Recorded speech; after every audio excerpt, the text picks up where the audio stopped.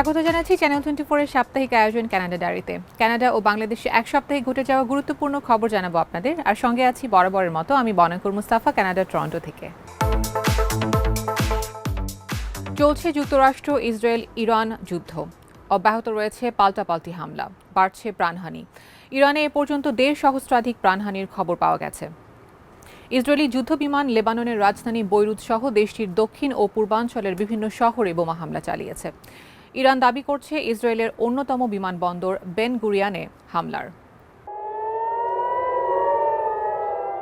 সংঘাত কমার লক্ষণ নেই মধ্যপ্রাচ্যে, বাড়ছে হামলা পাল্টা হামলা। রণক্ষেত্রে নতুন সব মারণাস্ত্রের ব্যবহার যুদ্ধকে নিচ্ছে আরও ধ্বংসাত্মক মাত্রায়।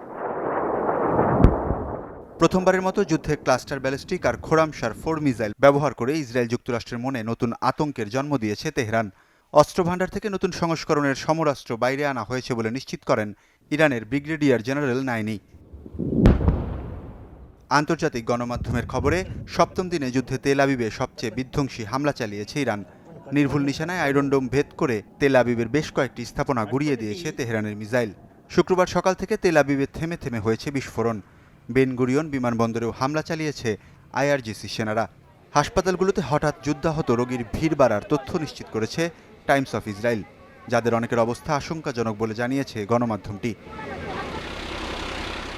বাহরাইনের মানামাতে একসঙ্গে দুটি হোটেলে হামলা চালিয়েছে ইরান। ড্রোন ছোড়া হয় একটি আবাসিক ভবনে। তেহরানের ধারণা, হোটেল আর আবাসিক ভবনটিতে অবস্থান করছিল মার্কিন সেনারা। সৌদি আরব আর কুয়েতেও মিসাইল হামলা চালিয়েছে আইআরজিসি, যদিও তা প্রতিহতের দাবি করেছে কুয়েতের প্রতিরক্ষা মন্ত্রণালয়। তেহরানের কয়েকটি এলাকায় কার্পেট বোমা বিস্ফোরণ ঘটিয়েছে ইসরায়েল। এতে নতুন করে প্রাণ গেছে অনেকের। যুদ্ধে ইরানের নিহতের সংখ্যা ছাড়িয়েছে 1300। প্রতিপক্ষের অন্য শহরগুলোতেও বিমান হামলা অব্যাহত রেখেছে যুক্তরাষ্ট্র ইসরায়েল জোট। শুরুতে কতদিন সংঘাত চলমান থাকবে তাই স্পষ্ট না বললেও নিজেদের উদ্দেশ্য হাসিল না হওয়া পর্যন্ত হামলা চালিয়ে যাওয়ার হুঁশিয়ারি দিয়েছেন ডোনাল্ড ট্রাম্প। মূলত ইরানের পারমাণবিক ভিত নষ্টের সাথে সব ব্যালিস্টিক ধ্বংস করে ফিরে যাওয়ার ঘোষণা মার্কিন প্রেসিডেন্টের। ইরানপন্থী হিজবুল্লাহকে ধরাশায়ী করতে লেবাননেও জোর হামলা অব্যাহত রেখেছে যুক্তরাষ্ট্র ইসরায়েল। রাজধানী বৈরুতে বৃহস্পতিবার রাত থেকে চলছে সিরিজ হামলা। গুড়িয়ে দেওয়া হয়েছে বেশ কয়েকটি ভবন স্থাপনা। হামলা অব্যাহত থাকায় ব্যাহত ধ্বংসস্তূপ থেকে হতাহতদের উদ্ধারের চেষ্টা। তাই এখনও নিশ্চিত হওয়া যায়নি নিহতের সংখ্যা। মধ্যপ্রাচ্যে জীবন জীবিকার ঝুঁকিতে 1/2 কোটির বেশি বাংলাদেশি। অঞ্চলটিতে চলমান যুদ্ধ দীর্ঘস্থায়ী হলে কাজ হারাতে পারেন অনেক প্রবাসী। অন্যদিকে আকাশপথ বন্ধ থাকায় ঈদে বাড়ি ফেরার পরিকল্পনা ভেস্তে গেছে অনেকের। কাজ না থাকায় উৎসবকে কেন্দ্র করে দেশে টাকা পাঠানো নিয়েও দুশ্চিন্তায় প্রবাসীরা।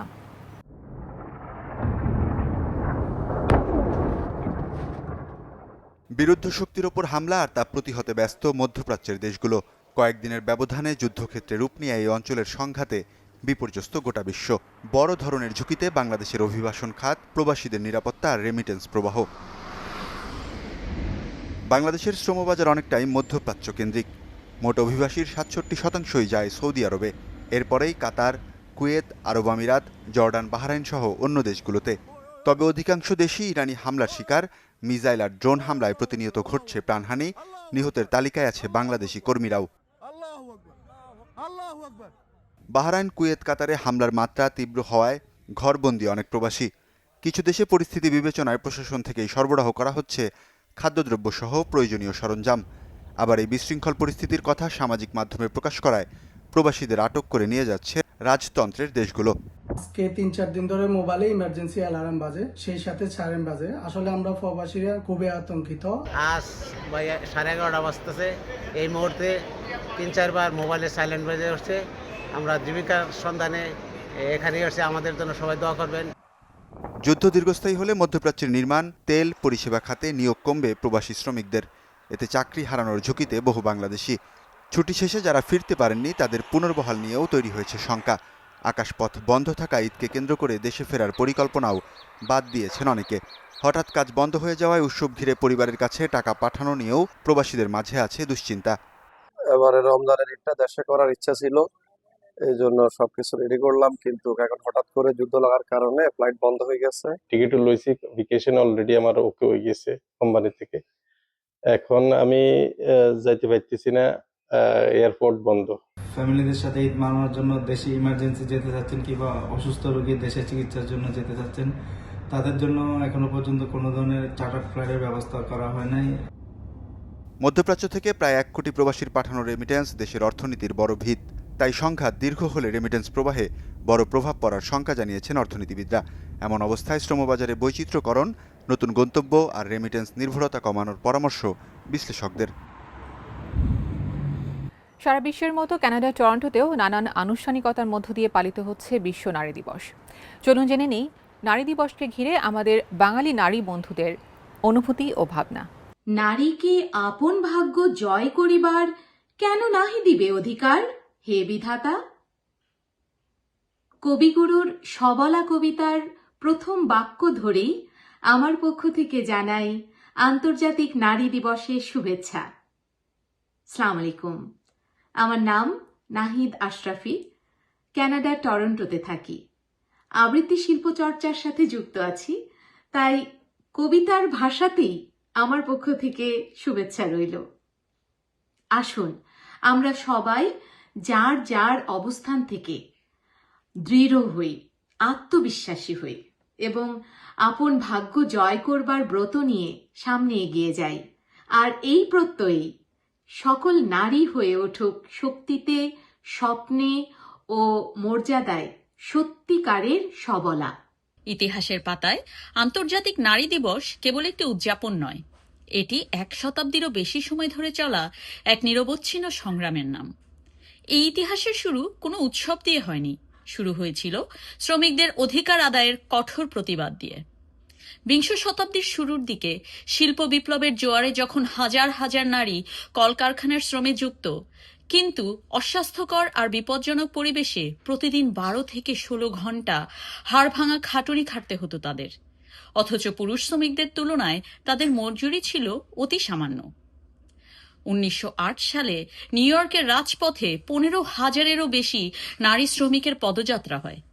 কারখানার অগ্নিকাণ্ডে সহকর্মীদের মৃত্যু আর মালিক পক্ষের শোষণের বিরুদ্ধে ফেটে পড়েছিলেন তারা। তাদের দাবি ছিল কাজের সময় কমানো, ন্যায্য বেতন এবং নাগরিক হিসেবে ভোটাধিকার। বাঁচার নিশ্চয়তা আর সম্মানের দাবিতে সেদিন তাদের স্লোগান ছিল ব্রেড অ্যান্ড রোজেস।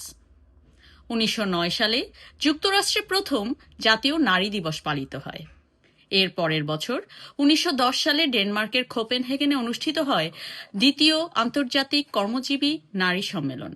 সেখানে জার্মান সমাজতান্ত্রিক নেত্রী ক্লারা জেটকিন প্রস্তাব করলেন বিশ্বজুড়ে নারীদের অধিকার আদায়ের লড়াইকে সংহতি জানাতে প্রতি বছর একটি নির্দিষ্ট দিনে আন্তর্জাতিক নারী দিবস পালন করা হোক।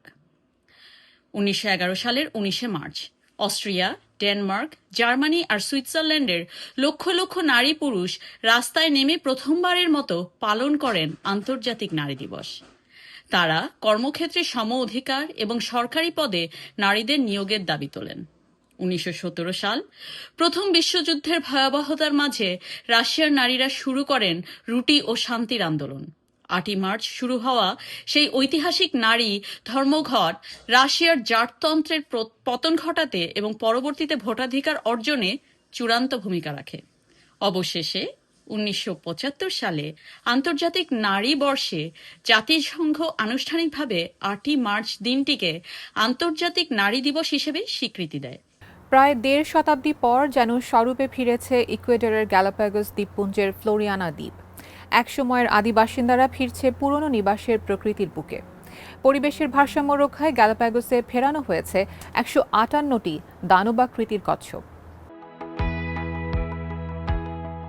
150 বছর আগে বিলুপ্ত হয়ে যায় ফ্লোরিয়ানা দ্বীপের ঐতিহ্যবাহী দানবাকৃতির কচ্ছপ। 2 শতাব্দী আগেও এই দ্বীপে ছিল প্রায় 20,000 কচ্ছপের বসবাস।